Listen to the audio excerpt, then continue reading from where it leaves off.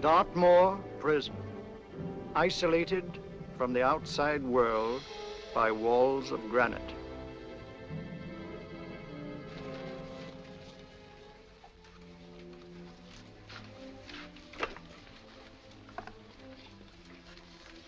They say you could get out of here by merely telling what you know. You may or may not be another Scotland Yard bloke, but I'll give you the same answer I gave the others. I still have 2 years, 8 months, and 6 days left in which to make musical boxes. That'll be sold at auction for the benefit of this delightful sanctuary. And I intend to sell them.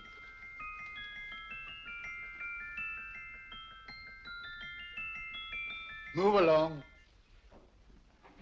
And now we come to the next object on our list, or I should say objects, because there are 3 of them. Now, ladies and gentlemen, these can be bought together or separately. Now, these beautiful little musical boxes only arrived this morning, and I didn't intend to put them on the auction block until later, but I'm going to sell them now. So, good friends, as our old pal Mark Antony used to say, lend me your ears. And what do you hear? Right. The beautiful tinkle tinkle of a musical box. What a lovely trinket. What a beautiful gift. Created and made by loving hands. A thing of beauty and utility. I was going to start with £5. It's a bargain, £5. Do I see any hands? If there's a connoisseur in the house, will go £3 for it. £2. £1. 10 shillings. Thank you, sir. Ladies and gentlemen, 10 shillings is offered for a musical box you couldn't buy anywhere in London for less than £5. It'd be stealing to let it go for 10 shillings. Like taking milk from a baby. All right, we're selling for 10 shillings. 10 shillings, 10 shillings is offered, 10 shillings is offered, 10 shillings is offered. And anybody give him £1? Want to give him £1? I won't someone give me a pound. A pound, £1 is offered, £1 is offered, ladies and gentlemen, £1 is offered. It's against you, sir. Will you go to £2? We go to £2, sir. £2. £2 is offered. £2 is offered. Going once, twice, third and the last call. Sold to the gentleman for £2. Sorry, my dear. Now, ladies and gentlemen, comes the opportunity to purchase an exact duplicate of the beautiful little musical box just bought by this gentleman for the ridiculous low price of £2. Oh, it's exactly the same. Exactly the same. Made with the same hands. You hear that? Isn't that lovely? That tinkle, tinkle, tinkle, tinkle. Sounds like Bow Bells to me, you know, with little angels pulling on the ropes, eh? Who'll give me £2 for it? Who'll start me with £2? Will anybody start me with £2? Oh, come, ladies and gentlemen. You know, from your enthusiasm, we might all be in Scotland instead of London. Please buy it for me, Daddy. £2, certainly not. We all might be in Scotland. Besides, I don't like his manner. £1, 10 shillings. £1. £1 is ours. £1 is offered. £1 is offered. Going £1. Any advance? Going once, going twice. The third and the last call. Sold to the lady for £1. Smart bidding, my dear. Thank you. We come to the third and last of these beautiful little musical boxes. Exactly the same. Tinkle, tinkle. Isn't that lovely? Ladies and gentlemen, I don't bring you here to gull you and swindle you. This is the exact replica of those 2 I just sold before.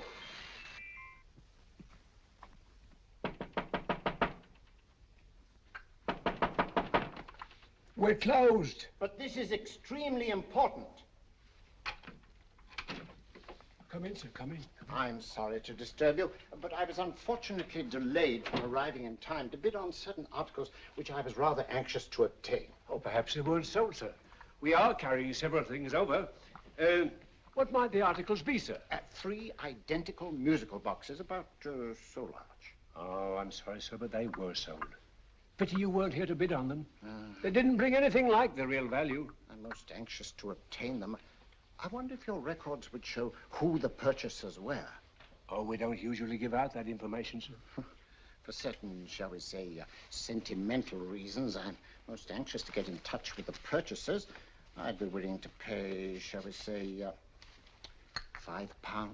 Well, for certain sentimental reasons, sir, we'd be very happy to oblige. Alfred, today's sales. The 3 musical boxes. Musical boxes, oh. Ah, here we are. The first purchase for £2 from Mr. Julian Emery, 52 Portman Square. Write this address down, Alfred. Yes, sir. Second didn't leave any name. Oh, how unfortunate. I think she's a dealer. You see, they don't like us to know where the things are going. On account of the profits. You say the second purchaser was a woman. Can you give me a description of her? Oh, she was a young woman. Fairly tall, slender.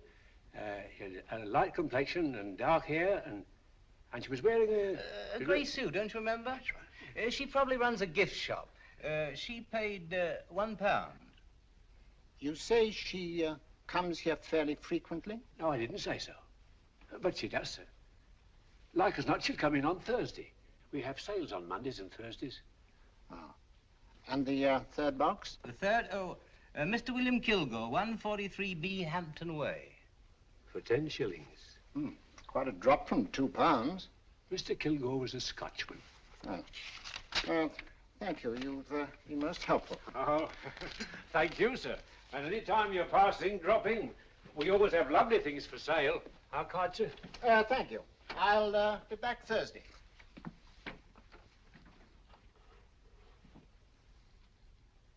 The message reached us too late. Musical boxes are being sold. Well, let's get out of here.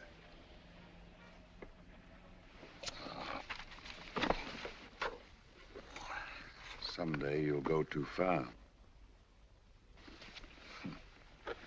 Reaching for a star, you fool. Yet a fool may touch a star, Colonel Cavanaugh, if he but reach high enough. But not possess it as you would. The musical boxes, they've been sold. What a pity for you, my dear Colonel. Is it my fault that the message reached us only an hour ago? Is it my fault that they were sold? She can't hold me responsible for that. Hope for your sake you're right.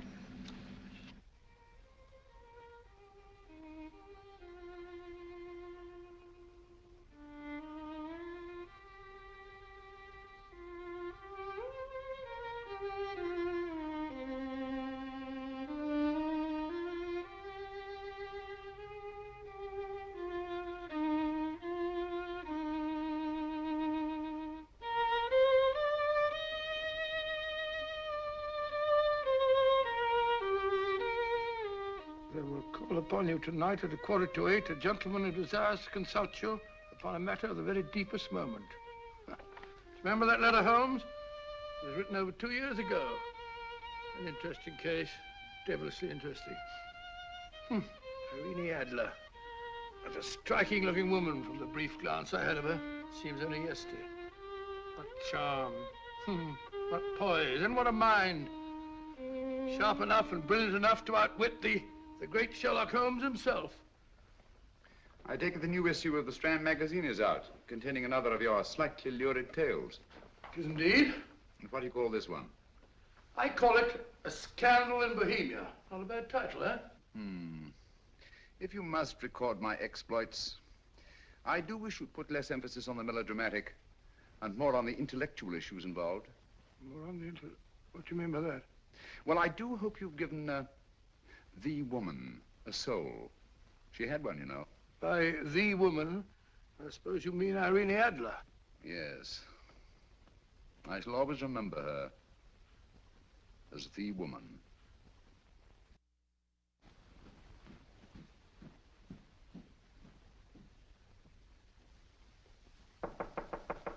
Doyle? I think. That's him, old boy. How are you? How are you, old boy? I haven't seen you for years. I want you to meet my old friend Sherlock Holmes. Holmes, this is Stinky. In other words, Julian Emery. How do you do, Mr. Emery? Watson has often spoken of you. Oh, has he? Yes, we were at school together. Yes, more years ago than I care to remember, but you didn't come in here just to remind me of that. No, I just happened to be in the neighborhood and saw your lights burning, so I took the liberty of looking you up. Still writing your mystery stuff? Yes, there's a new one out this week. Good, I never miss them. Oh, good, thanks. I say that bandage makes you look very interesting. Still poking your nose into other people's business as usual? Who hit you? I haven't the foggiest notion. Somebody knocked me on the head in my own living room and then proceeded to commit the most idiotic burglary you ever heard of. Fellow must have been balmy as a coot. Balmy? Why? Come sit down, old boy. Would you like a cup of tea? Huh? Oh, all right. I'll go and tell Mrs. Hudson about it. Yeah. Why do you say the robbery was idiotic, Mr. Emery? Oh, simply from the fact that with about £5,000 worth of musical boxes in my living room, the thief, who I caught in the act, made off with one that isn't even worth £5. I gather you're a collector of musical boxes. Yes, I am indeed. Some of them are very beautiful, but not the one that was stolen. The thief evidently grabbed the first thing that came to his hand when he heard me coming into the room. Still, it's rather odd, isn't it, that having disposed of you, he didn't pick up something more valuable. Was there anything unusual about the stolen box? No, nothing at all. No, I picked it up in the south of France, several years ago. You say you have many valuable music boxes, and yet the thief made off with one that isn't worth £5. Sounds like rather an intriguing little problem. Yes, well, I take it that he was just an ordinary petty thief and didn't know the value. That is a possible explanation, and yet I venture to say that the average petty thief has a more extensive knowledge of the value of object d'art than the average collector. Well, anyway, that's Scotland Yard's theory. They didn't get very excited about it. That's consistent anyway. I wonder if I might see your collection, Mr. Emery. Oh, of course you could, yes. Nothing a collector likes more than showing off his trophies. When would it suit you? No time like the present. Good. My place is just round in Portman Square. Shall we? Yes, right. Hello? Where are you going? Stinky hasn't had his tea yet. Oh, I'm sorry. We're going round to my place, where I'm going to give you something better than tea. Now, this one was made for Louis XV, and is one of the very few still in existence from that period. And a particularly fine specimen at that. Charming, isn't it? Quite. They all sound to me like a lot of mice running about on a tin roof. I'm afraid you have no ear for music, Watson. Give me a good old band playing a rousing march. You'll have all your silly little tweets.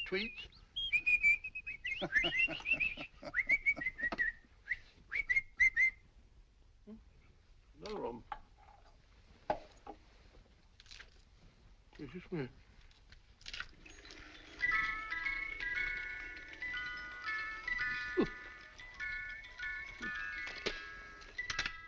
Stupid thing.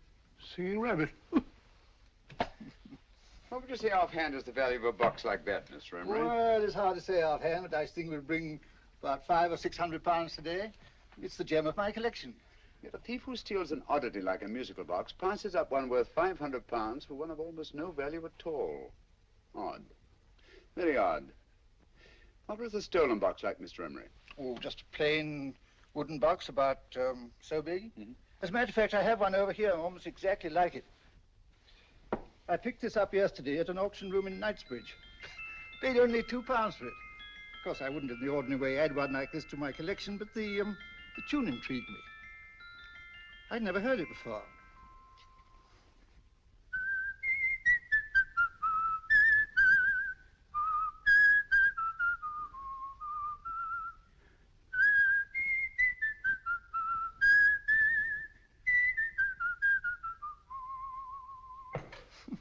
You have a remarkable ear for music, Holmes. Rather an unusual melody. Sit down, will you? Thanks. You say you bought that box at an auction sale yesterday?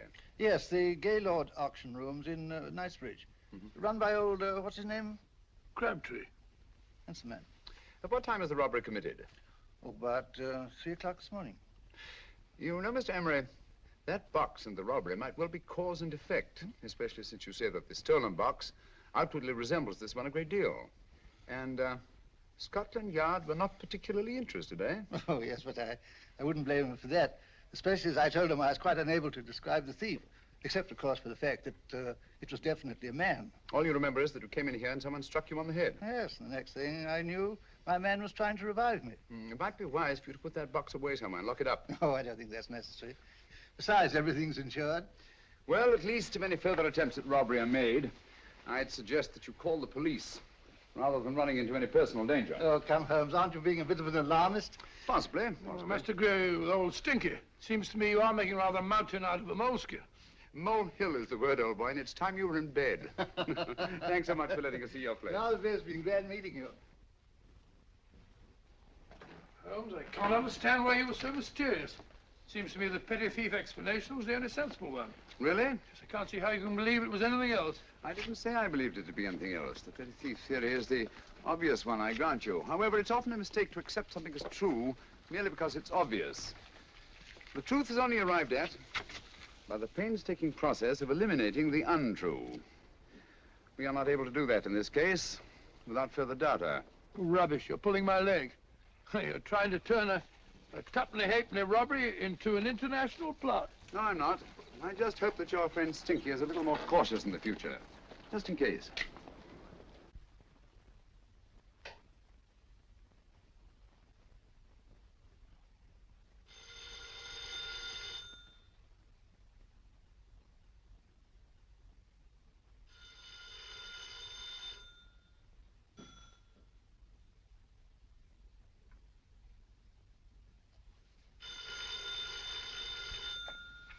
Hello? Yeah? Julian Emery here. Who? Why, of course I remember you, Mrs. Courtney. Yes, you're the one bright spot at that appallingly dull affair of Lady Sanford's. Huh? Of course it isn't too late to come around. Yes, I shall be delighted to give you a drink. I tell you what, come straight up and I'll leave the door unlatched. Right, well, 15 minutes? Good. I shall be counting each moment. No, I mean that, really. Right, goodbye.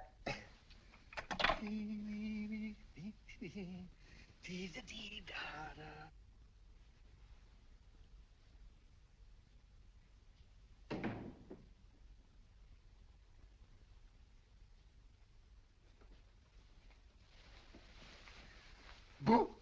Oh, you startled me. Did I? Yes. Must be the pixie in me.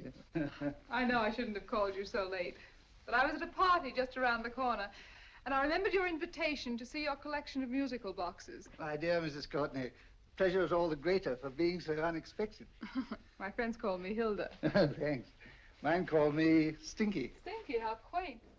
Oh, what a perfectly wonderful collection of musical boxes. You know, when you told me you had a collection, I had no idea it was so attractive. Yes.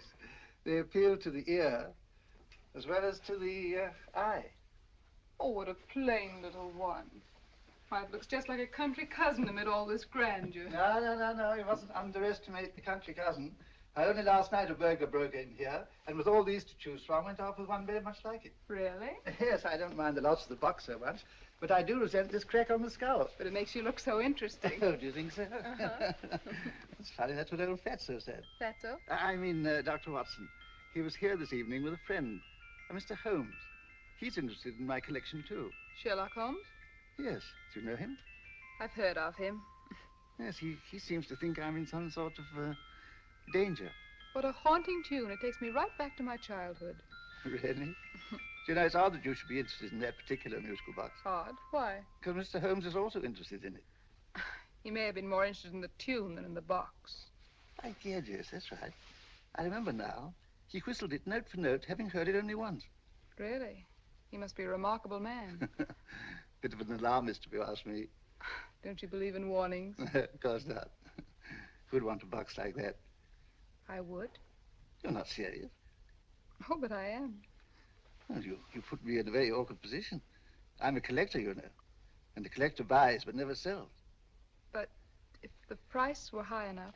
The price has nothing to do with it. It's the principle of the thing. Yes, well, we haven't had our drink.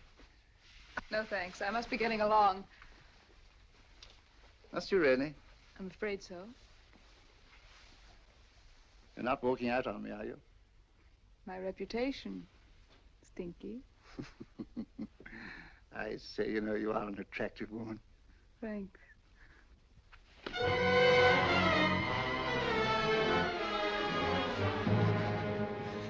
You fool. I told you to wait outside. What did you have to kill him for? All I had to do was walk out with this.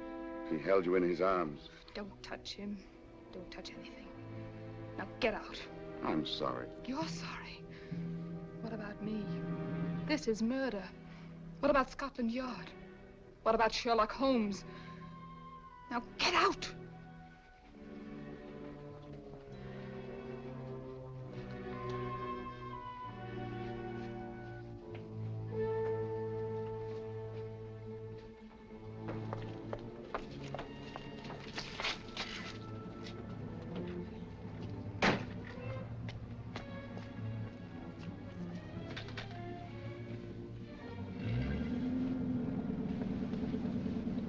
Did you get it?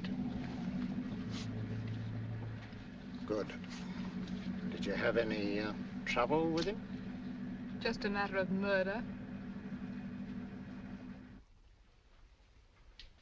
Ah, Mr. Holmes. Hopkins. Thanks for coming so promptly. Inspector Lestrade suggested that I call through to you. Mr. Emery was the client of Mr. Holmes, Inspector. Indeed. You didn't mention that when I telephoned you, Mr. Holmes. Well, not exactly a client, Inspector. Sergeant Thompson? He was killed between the hours of 11 and 2 o'clock this morning, Mr. Holmes. Must have been someone he knew, someone of whom he had no suspicion. Poor old Stinky. It's all my fault. I should have prevented this. Well, it's no time to start talking about that now, Doctor. Apparently it's gone. That's the second attempt on the musical box that Emery bought at the auction sale. And this time it was successful. But that box was only worth £2. It was worth a man's life, Watson. I think we'd better pay a visit to Gaylord's auction room and that fellow Crabtree. Inspector, may I suggest that you make a complete search of this flat for a small, plain, musical box about that size. Thank you. Come on, Watson. You say the first box went to Mr. Julian Emery. The second to Mr. Kilgore, 143B Hampton Way. And the third to the unidentified young lady who presumably has a shop and lives near Golders Green. That's right, Mr. Holmes. Isn't it rather strange, Mr. Crabtree, that you should have had 3 identical musical boxes all playing the same tune? Where'd they come from? Dartmoor Prison. Dartmoor? Here, we get a regular shipment from there every month. The inmates manufacture them. Well, they make all kinds of things, you know, pipe racks, waste paper baskets, musical boxes. Did you happen to notice if anyone showed any particular interest during the auction in the purchasers of these 3 boxes? Oh, come now, Mr. Crabtree. This is very literally a matter of life and death. Well, since you put it that way, Mr. Holmes, there was a gentleman came in here about an hour after closing time, and he was in an awful state, he was. He gave me £5 to tell him where the boxes had gone to. He said they had a sentimental value for him, sir. Expensive sentiment. Can you describe him? Well, he was tall, distinguished looking, and he had grey hair and a moustache. He was quite a gentleman, sir. What was his reaction when you were unable to supply him with the address of the young lady who owned the shop? I told him the young lady usually come back on Thursday. He said he'd come back on Thursday. Now, that's tomorrow. Thank you, Mr. Crabtree. You've been very helpful. Thank you. Come along, Watson. Where are we going now, Holmes? To the home of Mr. Kilgore, the man who bought the 3rd box.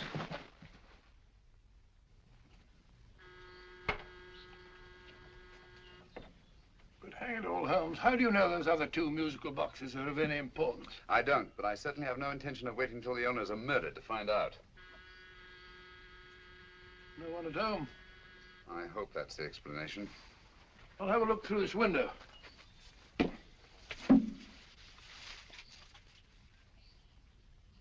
Doesn't seem to be anyone there. The whole place seems deserted as far as I can see. Yes. Mr. and Mrs. Kilgore at home? No. When do you expect them? Oh, in an hour or so. There's no use your hanging about. They don't buy nothing from peddlers. Peddlers? My good woman, this is Mr. Sherlock Holmes. Sherlock Holmes? Oh, go on. Do you mind if we come in and wait? My business is rather urgent. Well, I've got to go out and do my shopping. And I don't know as Mrs. Kilgore'd like any strangers nosing about. Quite all right, I assure you. Well, I've got to be off. You 2 wait in the parlor. And no smoking either. Mrs. Kilgore says it smells up the house. Funny old girl, Holmes.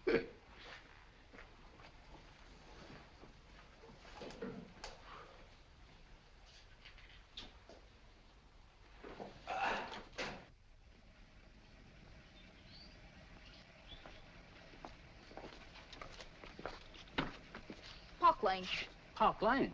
And what would the likes of you be doing in Park Lane? Now, don't worry about the fare, Ducky. If you knows how to get to Park Lane, up it.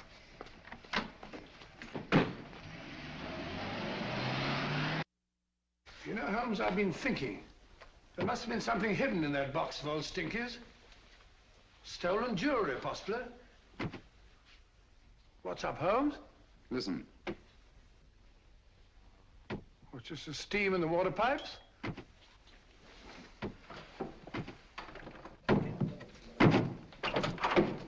Watson! Great Scott! Come on, Holmes. Get on the chair here. It's all right, my dear. There. Now, don't worry. It's all over. There you are, dear. Don't cry anymore. She tied me up and shut me in the cupboard. I know. She won't come back. Did you show her your new musical box? Yes, she said she wanted to hear it play, and as soon as I showed it to her, she grabbed hold of me. I know. Now, don't worry. We'll buy you a new musical box. Yes, my dear, the best one in London. Watson. Oh, what a fool I've been. What do you mean, Holmes? She took the musical box out of this house in that market basket, right under our very noses.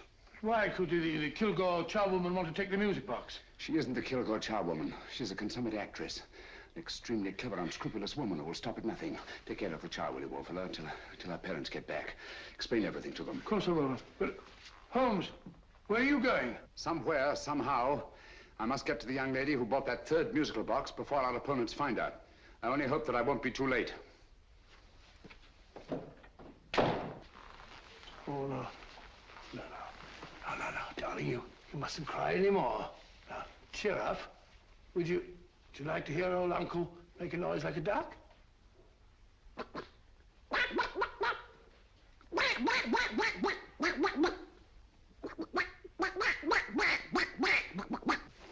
Oh, sorry.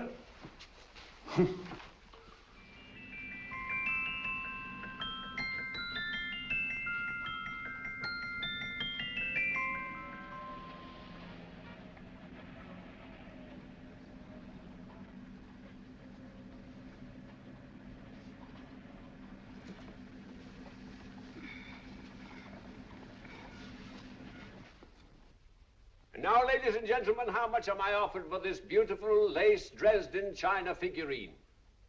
A lady of the French court. Now, this is the genuine article.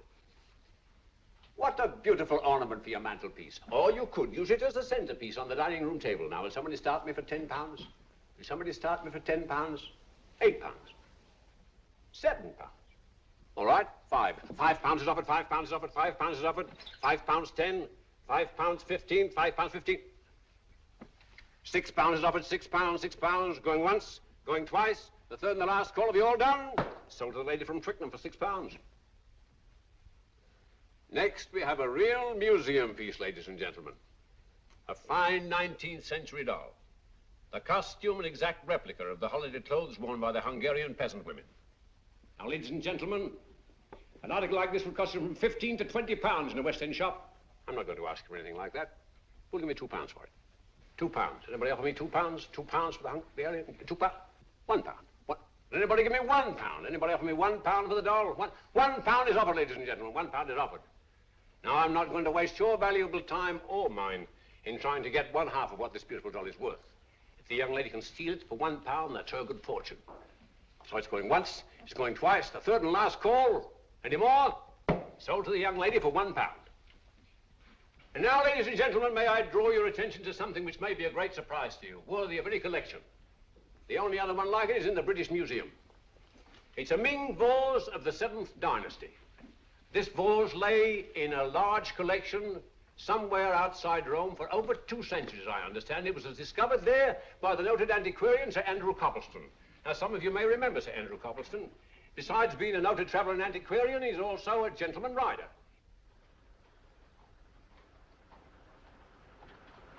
The girl with the parcel in her hands, that's her.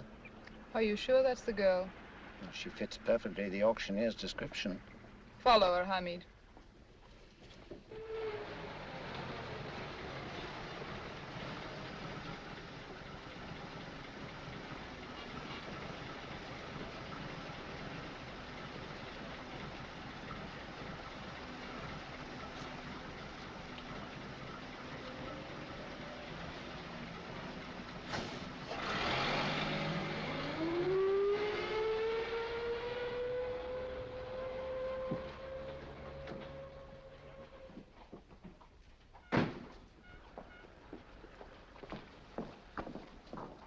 It's lovely, dear. And only £1. We can get at least 3 for it. Easily. I'll go make some tea. I could do with a cup. Right.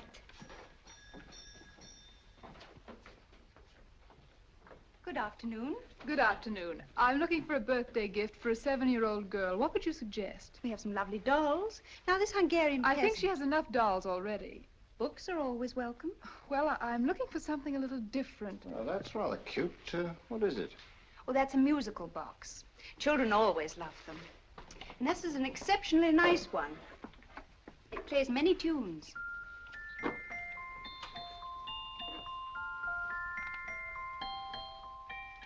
Have you any others? Yes. If you'll just step this way. I have only 2 left.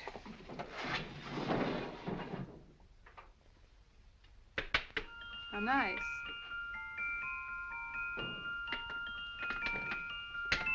Are you sure this is all you have? I'm sorry. They're rather hard to find, you know. That's our entire allotment. I did have one other, but I sold it earlier this afternoon. But it was only a plain wooden one. It wouldn't have been a very nice gift for a child. Really? Do you happen to know who the purchaser was? Why, yes. He left his card, just in case anyone should inquire for him.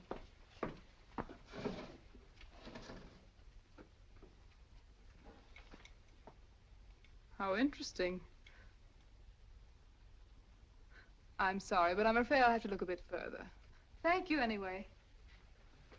Good afternoon. Thank you.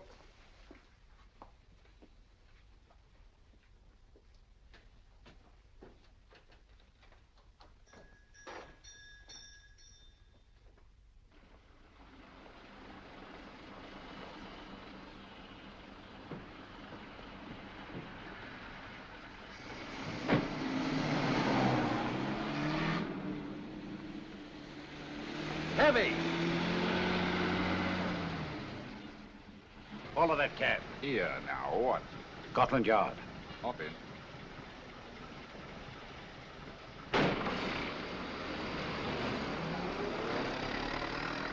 Sherlock Holmes. I might have known.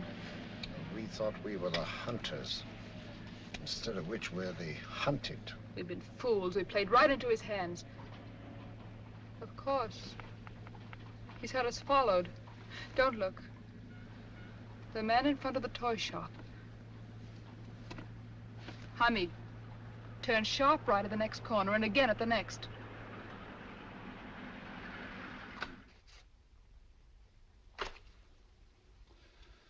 No photograph of her, Commissioner, as I expected. She's not a known criminal. But how do you expect to know if you do find her? After all, she was disguised as a charwoman. Don't worry, old fellow. If I ever see her again, I'll recognize her. Well, it won't be long till we know who they are and from where they operate. Who's covering them? Sergeant Thompson's following them, sir. They won't get away from him. He's a good man. We could have arrested them at Clifford's toy shop if we had any proof. But we know that they killed Emery. Proof, my dear fellow. We must have proof. We have X-rayed it, sir. There's nothing whatever concealed in the box. We'll have a look at the plates.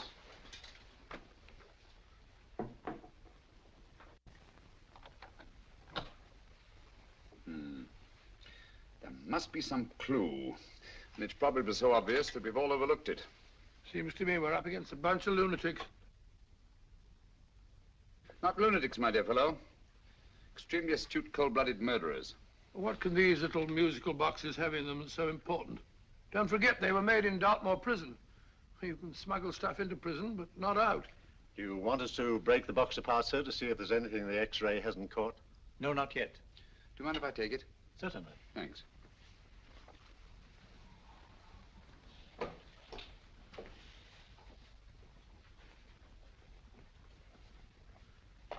The governor of Dartmoor Prison informed us, sir, in answer to Mr. Holmes' question, that all 3 musical boxes were made by the same convict, John Davidson, serving a 7-year term, sir. Davidson? The Bank of England plates. That'll be all. Yes, sir. Now we're getting somewhere. Wait a minute. How did you know about the plates, Mr. Holmes? I'm a student of crime, Inspector. I make it my business to know about such things. And when the name of Davidson was mentioned... Well, who is this fellow Davidson? As long as Mr. Holmes seems to know all about it already, I suppose there's no harm in telling you. 2 years ago in London, there occurred a robbery of such tremendous importance, although the stolen articles themselves have no intrinsic value whatsoever, that the Home Secretary was instrumental in seeing that not a word of it appeared in any newspaper. But you never told me anything about this, Holmes. You were away at the time. Articles of no intrinsic value and yet of such importance? I don't understand. Davidson was apprehended within 15 minutes of committing the theft. But by that time, he'd hidden the articles in question and they've yet to be found. Before going further, Dr. Watson, I must inform you that this matter's not to be mentioned outside of this room. Of course not. Do I look like a man who'd gossip? Let's not go into that now, old fellow, shall we? Davidson had been employed for years in a position of extreme trust by the engravings department of the Bank of England. The articles he stole were nothing less than a complete duplicate set of plates for printing £5 notes. What? The Bank of England's own plates? Precisely. And with those plates, a gang of crooks could flood England with £5 notes, not forged in the usual sense of the word, but notes undetectable from genuine Bank of England notes in any way whatsoever. Good heavens. Any whisper at all might have resulted in enormous damage in shaking public confidence in the Treasury. We tried everything after we arrested Davidson. Offered him a shorter sentence if he'd tell us where he'd hidden the plates. Why, we even put in Scotland Yard men with him as cellmates, but no results. Obviously, Davidson is a man of strong character and infinite patience. Yet suddenly he feels impelled to smuggle out the secret of the hiding place of the plates to his confederates. Why? I don't understand, Mr. Holmes. Well, for example, has the Bank of England made any plans to radically change the design of the £5 note so that in, say, 7 years from now, notes made from the stolen plates would be worthless? Confidentially, Mr. Holmes, such a move was discussed.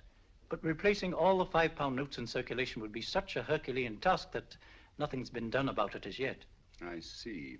Of course, there is another possible explanation. Davidson didn't have much time to find a hiding place before he was captured. He may be afraid that the plates will be accidentally discovered before he's released. Hence his anxiety to communicate their whereabouts to his confederates as soon as possible. I believe you've hit it, Mr. Holmes. I'm sure that the message is contained in this musical box. Or rather, in all 3 musical boxes, since possession of all 3 seems to be essential. Our opponents have 2/3 of the puzzle, we have 1/3. Well, what are you going to do, Holmes? Try to deduce the message from the 1/3 that we have.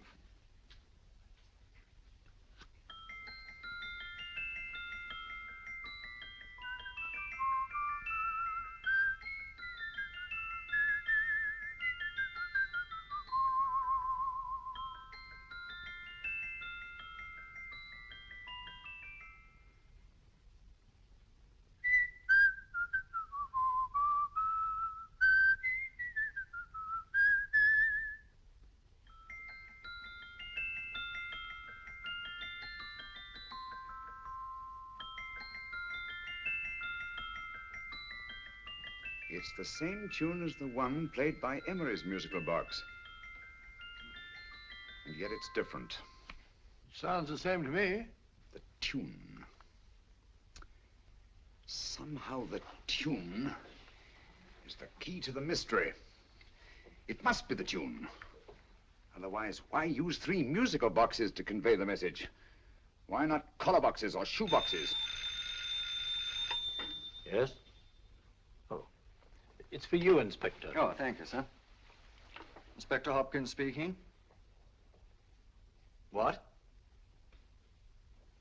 Where? Golders Green Station reports they've just found Sergeant Thompson's body.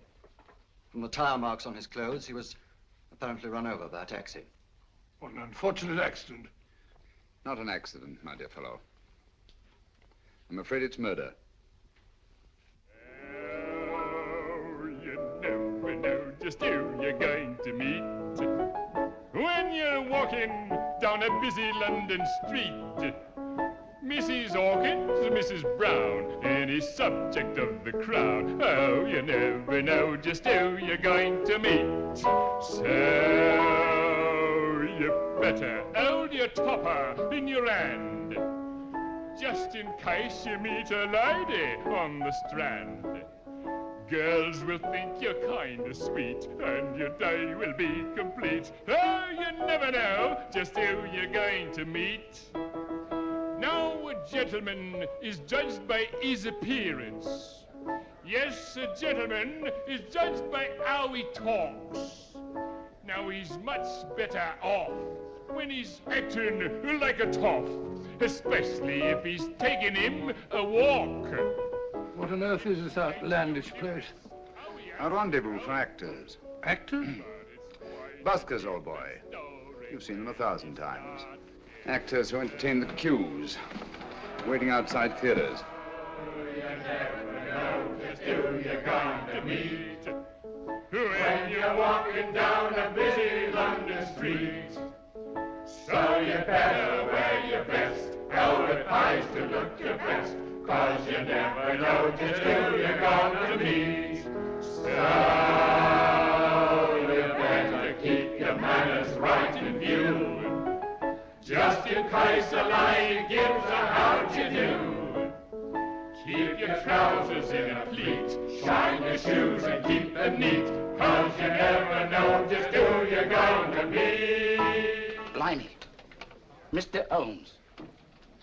How are you, Joe? Never met him. And yourself? Fine, thank you.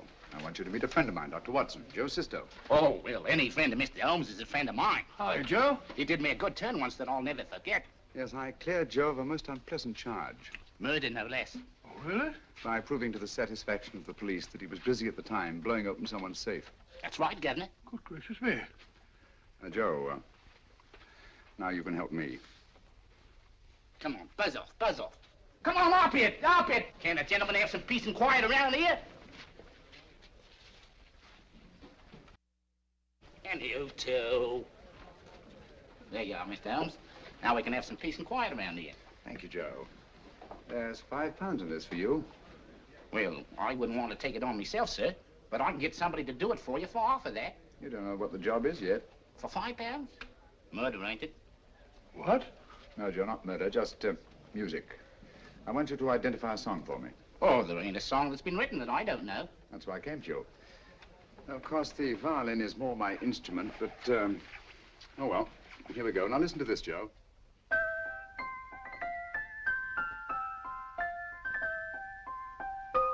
Wait a minute. You're playing that wrong. That should be E natural, not E flat.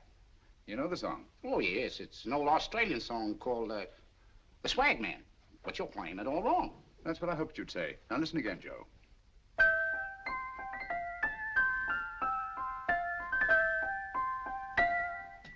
That's the same tune, all right, but you're making different mistakes than you did the first time. No, not mistakes, Joe. Call them variations. Here, play the song for me, will you, the way it's written.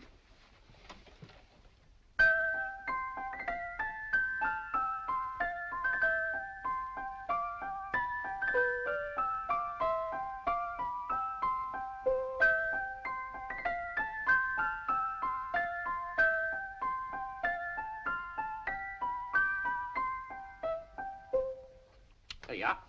Thank you, Joe. What's it mean, Holmes? Are you onto something? Perhaps.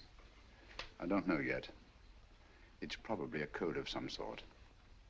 Joe, could you write the song down for me, the way it was originally written? Oh, sure, Mr. Holmes, but it'll take a few minutes. Mm-hmm. Here, Mabel. Pale ale. Come on, up to it. Along with it.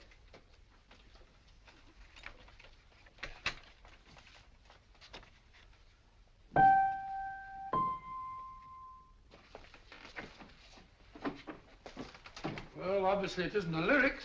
No combination of those words made any sense at all. The variations in the way Emery's musical box played the tune are different from the variations in the one we have. You sure? Quite. You see, I took the trouble to memorize the tune as played by Emery's box that night we were with him in his flat. Holmes, you amaze me. Elementary, my dear fellow. One of the first principles in solving crime is never to disregard anything, no matter how trivial. But why were 3 boxes? Why not 1? Because the message was obviously too long to be conveyed by any one variation. Then there's the 3rd box, the one that woman took from the Kilgores. That contains yet another set of variations. Yes, well, it's all beyond me. Well, all we have to do now is to find the secret of the variations. Not a very easy problem to solve, my dear fellow.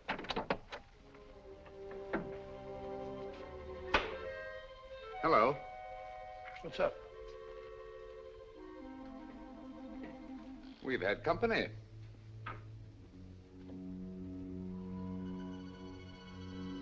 I say, this is outrageous. Ask Mrs. Hudson to come in here, will you? Right.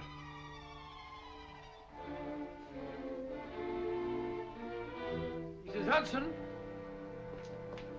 Yes? Oh, there you are. Will you come up here at once, please? Oh, coming, sir.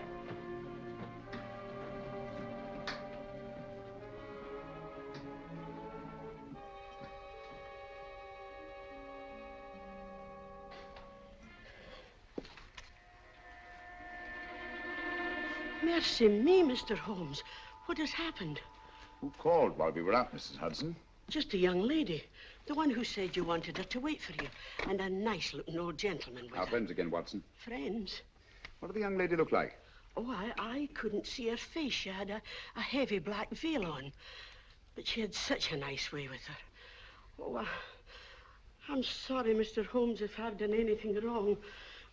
But you did say I should always let clients come in and wait for you. Don't worry, Mrs. Hudson, don't worry. You had no way of knowing. It's quite all right, quite all right. Now, don't worry, Mrs. Hudson. Don't worry. Well, where on earth's the musical box? They didn't get it. Didn't get it? Where is it? It's in your hand. Huh? In that biscuit jar. Take the biscuits off the top. Now put your hand inside, and you'll find the music box. Well done, Holmes. Well done. Amazing.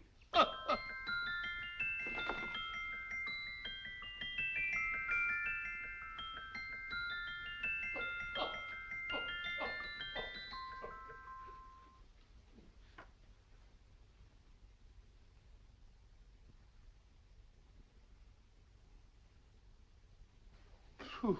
Nice fresh smell. Like a pub after closing time.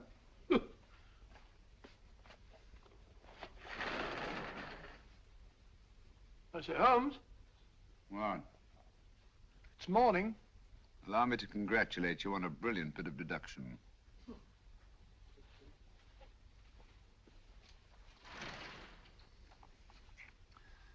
It's not a transposition, not a polygraph transposition, not a trigraph, nor any known form of decoding.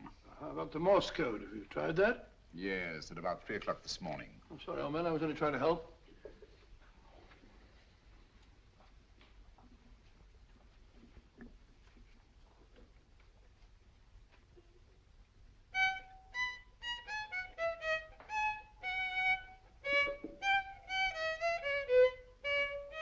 Oh, do me a favor. Not again. Must have heard that thing 1,000 times. Kept me awake all night.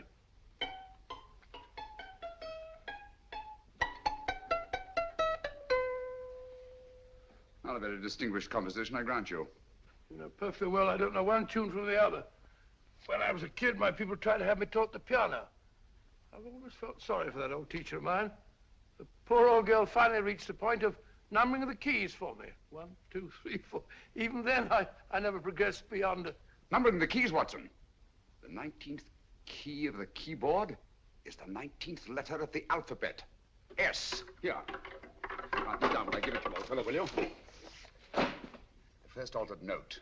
Write S first. Now, the 8th key is H. The 5th key, E. The 12th key, L. The 6th key, F. S-H-E-L-F. Shelf. Your piano lessons were not in vain, old fellow. You've solved it. Thank you. Thanks, old bean. Hold it. We now have 2/3 of the message. Behind books, third shelf, secretary, Dr. S. Presumably, these are the first and second portions of the message. And this gang has the first and third parts of it. Precisely. Then it's a stalemate? Yes, Commissioner, but we can't leave it like that. There's no doubt in my mind that they'll try to secure our third of the message that's missing. Well, I assume you've taken every precaution to guard the Clifford music box. Oh, yes, it's carefully hidden at Baker Street with Dr. Watson on guard. However, I'm reasonably certain that, difficult as it may be, we can find the plates even without the missing part of the message. Behind books, third shelf, secretary, Dr. S. Well, outside of the fact that Davidson hid the Bank of England plate somewhere in London, Mr. Holmes, I don't see that we've progressed at all. Allow me to point out to you, sir, the key words Dr. S. It looks as if the plates were hidden in the house of the doctor. Whether S stands for his first or last initial remains to be determined by a process of elimination. Well, there must be 10,000 doctors in London with S for a first or last initial. Precisely. And every one of them will have to be questioned in person. That's why I say this is a task for Scotland Yard. It's a task, all right. But Scotland Yard has searched worse haystacks and found the needle. Well, for the time being, I'll leave the matter in your hands, gentlemen. We'll call you if and when we get a lead on our mysterious Dr. S. Thank you. In the meantime, I intend to follow up a little clue concerning a cigarette.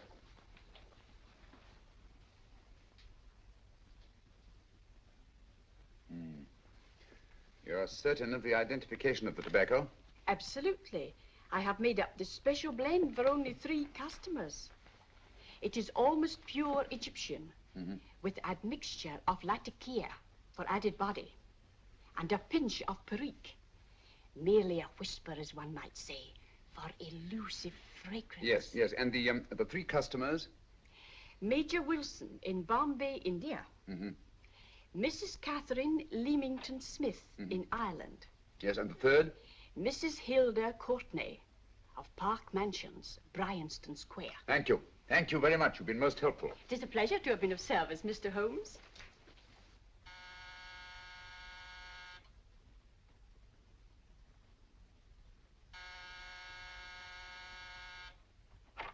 Yes? Mrs. Courtney? Yes. My name is Sherlock Holmes. Oh, do come in. Thank you. I've heard of you, of course, Mr. Holmes. I believe we have a mutual friend in Sir Edward Brookdale. He's spoken to me of you quite often. Indeed.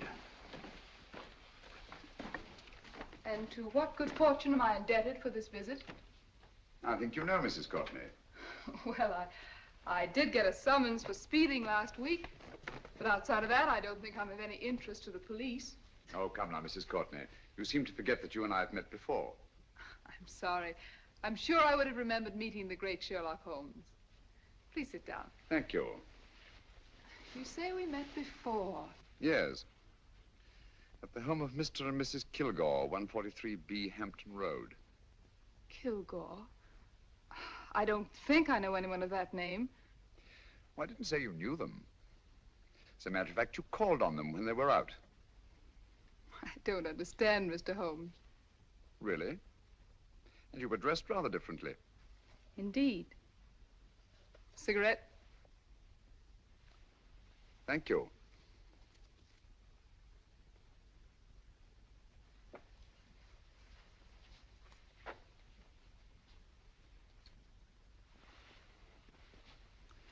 Thank you. You know, Mrs. Courtney, people generally forget, in assuming a disguise, that the shape of the ear is an almost infallible means of recognition and identification to the trained eye. Evidently, you've mistaken me for someone else. Oh, no, not at all. Though naturally, I expected your denial. But when you paid your visit to my rooms at Baker Street, you carelessly left behind another identification. They're, identical, aren't they? Yes, I must admit they are. You see, Mr. Holmes, to catch one as clever as you, I had to use a very special lure. I knew you'd be unable to resist the bait of my cigarette, having read with great interest your monograph on the ashes of 140 different varieties of tobacco.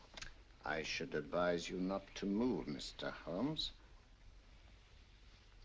I must congratulate you on your ingenuity, Mrs. Courtney. It was indeed a brilliantly designed trap.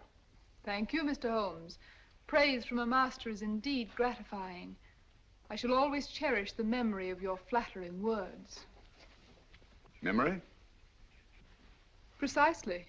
I'm afraid these gentlemen have a most regrettable task to perform. Unless, of course, you care to turn over the missing musical box with your pledge to take no action against us in the future. I'm afraid that will be impossible. I thought that would be your answer. Hamid! Careful! Careful. There's no need to be unnecessarily rough with our distinguished guest. You realize, Mr. Holmes, that your demise will not take place here. The corpus delicti, you know. Well, naturally. Shall we go? It so fearfully awkward having a dead body lying about. Don't you agree, Mr. Holmes? Another dead body shouldn't weigh too heavily on your conscience, Mrs. Courtney.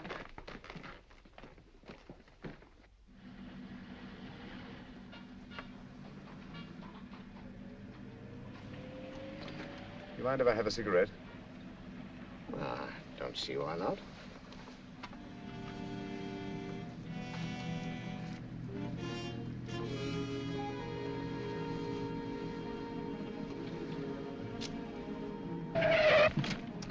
Be careful, Hamid. It's the brakes, they bind. Thank you, Colonel Cavanaugh. It's very considerate of you.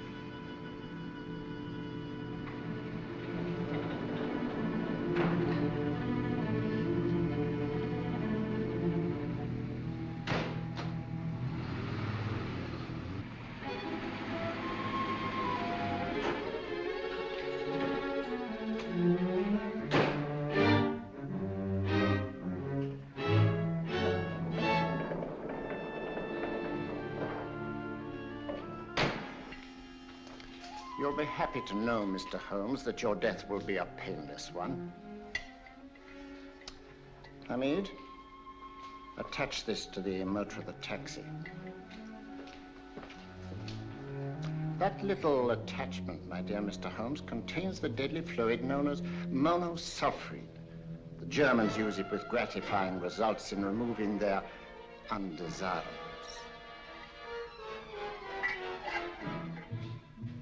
Start the motor.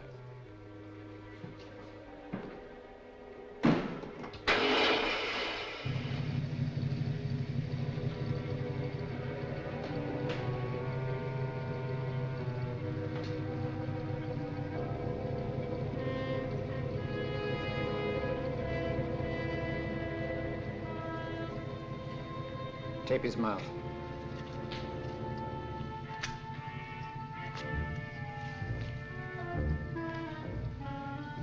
Now, up with him, Hamid.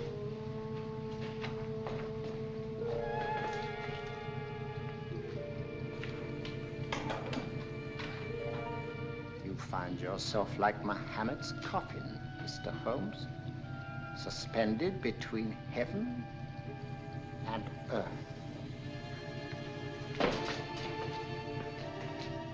Plenty of fuel in the tank? Good. It would be too bad to have anything go wrong through so simple an oversight.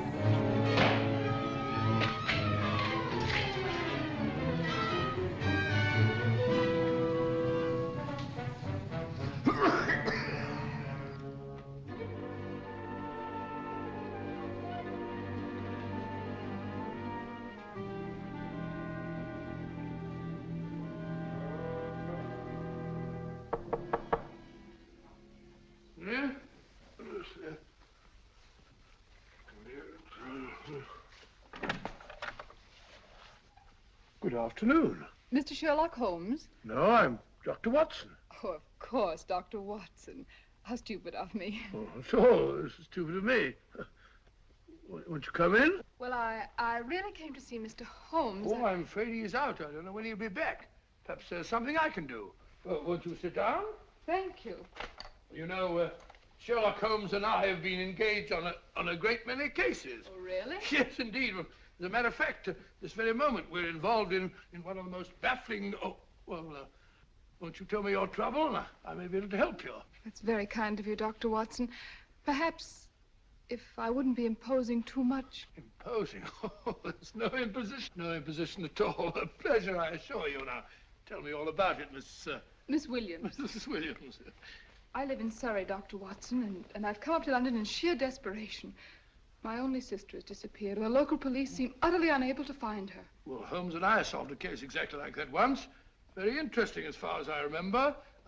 I call it the adventure of the solitary cyclist. Oh, sorry. Now I come to think of it, it wasn't so very similar. Entirely different. I don't think what I was saying. Where were we? She's only 17, Dr. Watson, and until she disappeared last Thursday, she seemed to be in the best of spirits. Possibly a romantic entanglement? Oh, no, nothing of the sort. She left no note, didn't even pack a bag, no explanation. She just started to walk to the village from our house in broad daylight and simply vanished from the face of the earth. Oh, there. Might I have a glass of water? Glass of water. One minute.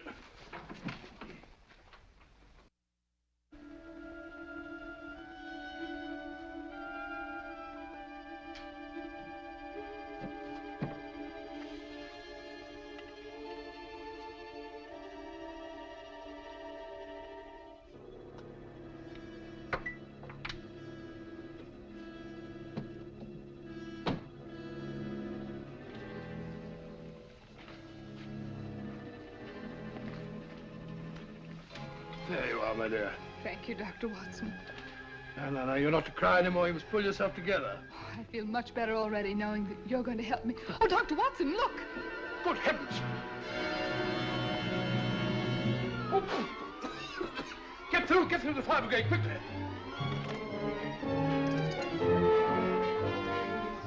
Haven't you a fire extinguisher? By Jove, we have in the kitchen.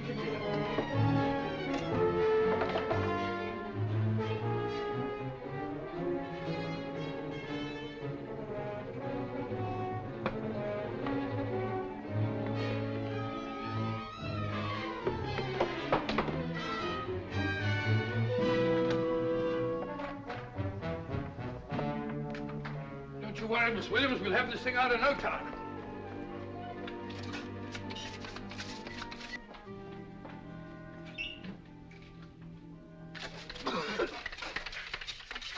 That's got it. Get some air. Well, you see, there was no need for the fire brigade after all. I hope you weren't too frightened, Miss Williams. Oh, gone. That's the trouble with women. They always lose their heads in an emergency. Well...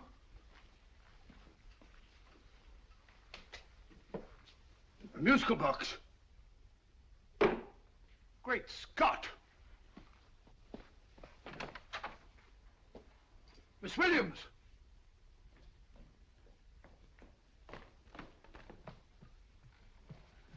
Well? Good. And Holmes? By now, Mr. Holmes has no doubt exchanged his violin for a harp. Always assuming that heaven is his destination. And now that we have the missing musical box.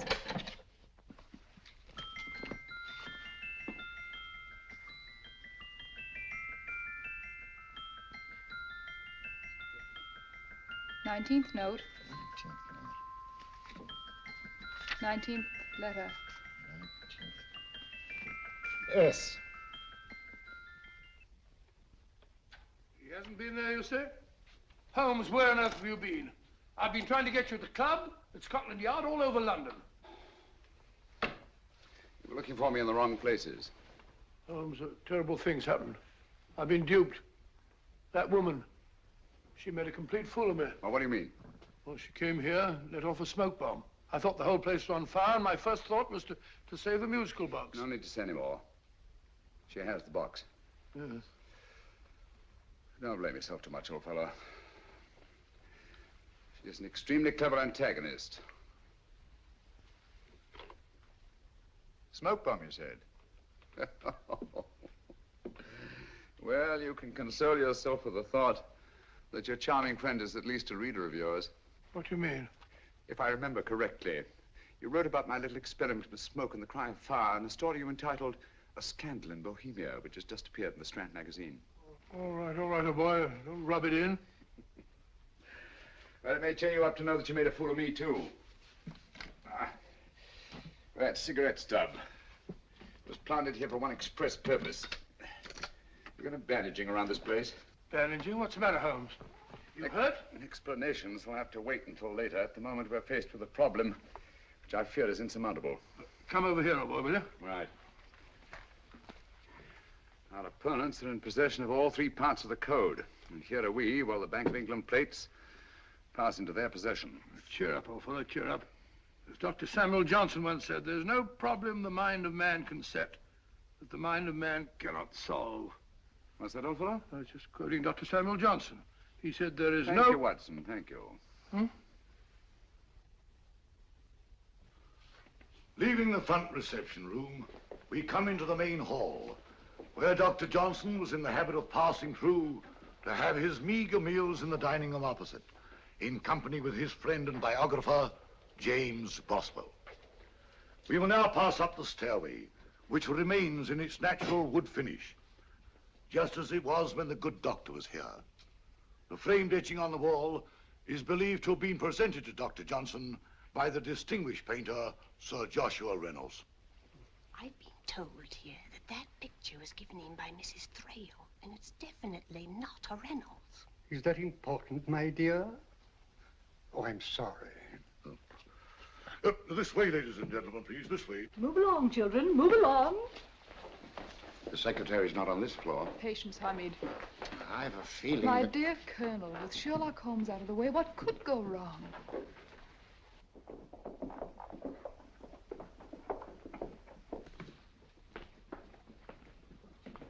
And here we have the Garrett Library, in which Dr. Johnson wrote his famous dictionary, and in which you will see also many of the great man's books and other items of interest. Step forward, ladies and gentlemen, please, step forward.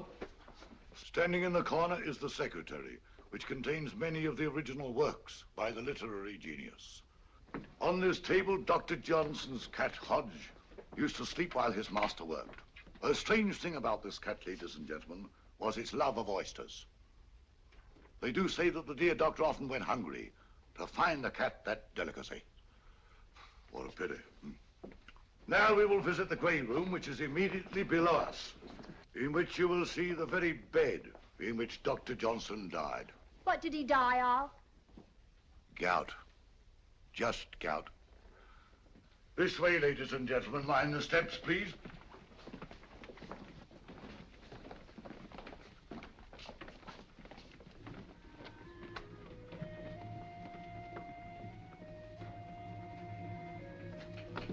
No keys.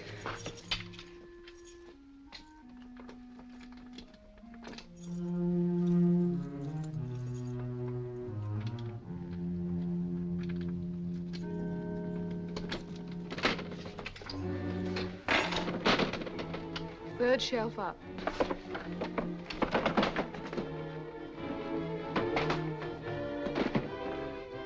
The knife.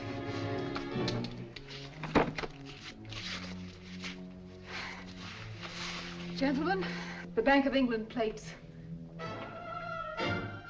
Well, Mrs. Courtney, so we meet again. No, I shouldn't do that if I were you, Colonel Cavanaugh. I must congratulate you, Mr. Holmes. You're far more clever than I thought. Thank you, Mrs. Courtney. Praise from you is indeed gratifying. I shall always cherish the memory of your flattering words. Memory? Oh, thank you. And now I have a most regrettable task to perform.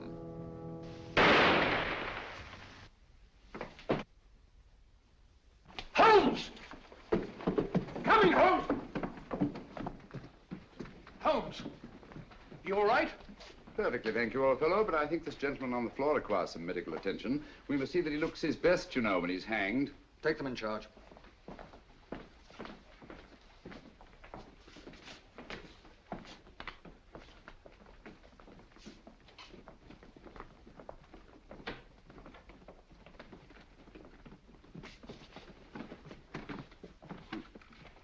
Brilliant antagonist. It's a pity her talents were so misdirected. Will you see that these plates are returned to the Bank of England, Inspector? I still don't understand how you solved it, Mr. Holmes. It's entirely due to Dr. Watson. He gave me the clue when he mentioned Dr. Samuel Johnson. Well, congratulations, Doctor. Oh, thank you, Inspector. I don't think I'd have done it entirely without Mr. Holmes's help, you know.